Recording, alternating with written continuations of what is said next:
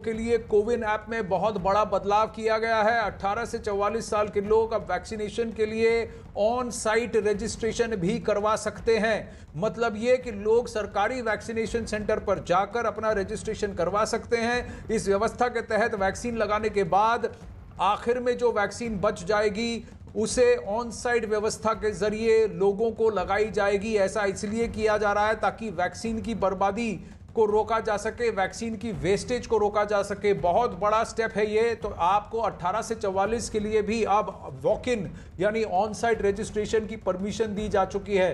लेकिन क्या इससे वैक्सीनेशन सेंटर्स पर भीड़ ज्यादा जमा होना शुरू हो जाएगी? ये बहुत बड़ा ये बहुत बड़ी चिंता का विषय है। हम इस पर और भी डिटेल्स लेने की कोशिश करेंगे। हमारे रवि हमारे साथ जुड़ रहे हैं। रवि बताइए, ये बहुत बड़ा चेंज किया जा रहा है कोविन ऐप पर, लेकिन ये वैक्सीन वेस्टेज रोकने के लिए तो ठीक है, लेकिन क्या इसकी वजह से अब वैक्सीनेशन सेंटर्स पर भीड़ ज्यादा जमा हो सकती है? आनंद, क्योंकि राज्यों की तरफ से केंद्र सरकार में स्वास्थ्य मंत्रालय को एक प्रेजेंटेशन दिया गया था और बैठक हुई थी, और जिसमें राज्यों की तरफ से ये डिमांड आई थी और वहां से इस तरीके की भी खबरें आई थी कि तमाम राज्यों के वैक्सीनेशन सेंटर पर वैक्सीन की बर्बादी हो रही है। और बर्बादी इसलिए कि तमाम लोगों ने ऑनलाइन रजिस्ट्रेशन लिया और अपॉइंटमेंट लेने के बाद वो वैक्सीनेशन सेंटर पर वैक्सीन लगवाने के लिए नहीं पहुंचे, और उसकी वजह से अगर एक वैक्सीन का एक वायल खुल जाता है तो वो बर्बाद हो जाता है। अगर टीका नहीं लगा और जिन लोगों ने ऑनलाइन अपॉइंटमेंट लिया है और वो वैक्सीनेशन सेंटर पर नहीं पहुंचे तो वायल पूरी तरीके से बर्बाद हो जाता है, वो फिर किसी को नहीं लगाया जा सकता दूसरे दिन।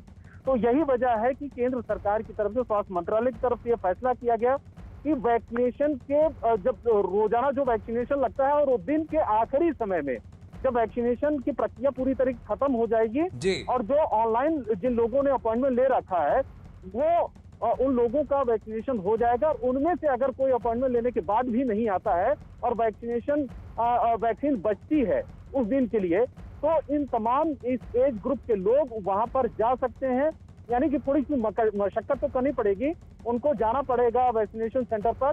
भीड़ के चांस नहीं है क्योंकि इसके लिए अलग व्यवस्था होगी और अलग कतार में उनको खड़े होना पड़ेगा, जो दिन के आखिरी वक्त में इनको जाने की इजाजत होगी वहां पर। वैक्सीन बचने के बाद ही इनको वैक्सीन तो यानी ये सुविधा वैक्सीन की डोसेज की वेस्टेज के मद्देनजर और उसको कम करने हेतु किया गया है। लेकिन क्या इसकी वजह से कंफ्यूजन ग्राउंड पर क्रिएट हो सकता है? और फिर ये समय सीमा क्या होगी, आखिरी दिन आखिरी वक्त क्या है, और हर सेंटर पे क्या ये डिफरेंट होगा, और कौन वहां पर जा सकता है, कैसे इसको समझ सकता है? थोड़ा कंफ्यूजन लग रहा है। लेकिन परिस्थितियां अब 18 से 44 की वैक्सीनेशन के लिए और आसान हो गई हैं। उनके लिए भी ऑन साइट रजिस्ट्रेशन की पॉसिबिलिटी है। अगर वो जाते हैं तो वहां पर भी जाकर अपने आप को रजिस्टर कराकर वैक्सीनेशन करवा सकते हैं। रवि, धन्यवाद आपके अपडेट के लिए। आगे बढ़ते हैं अखाड़ा में।